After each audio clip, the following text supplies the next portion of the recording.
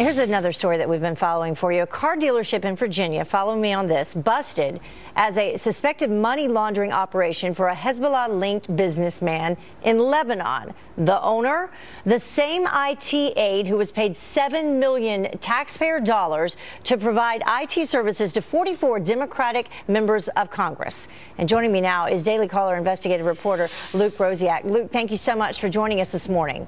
Thank you. This story seems like something that would be out of a movie, and it doesn't seem like something that would actually be happening. Take us through this a little bit with the Awan family and how they're involved. For 14 years, Imran Awan has been running IT for dozens of House Democrats. As an IT guy, he can read all the emails and files of these members of Congress who are members of committees like the Intelligence Committee, Homeland Security, Foreign Affairs.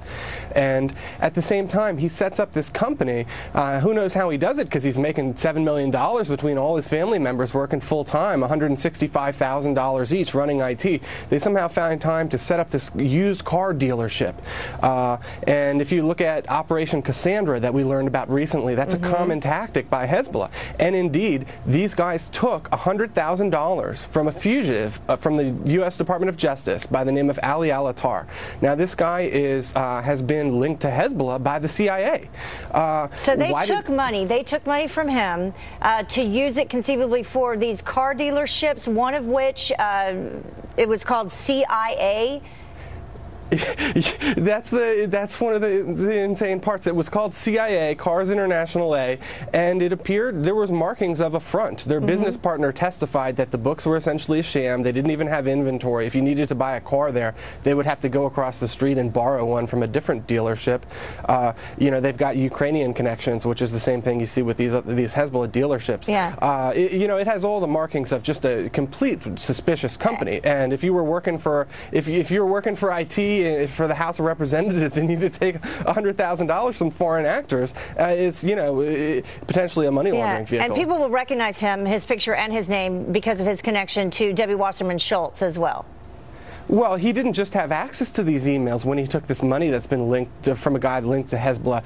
He actually, House investigators found that he accessed the House server thousands of times without authorization. The House Democratic Caucus server, which is a sister organization of the DNC. So this is frightening stuff. I mean, he's got access to the stuff, he takes the money, and then he appears to act on it.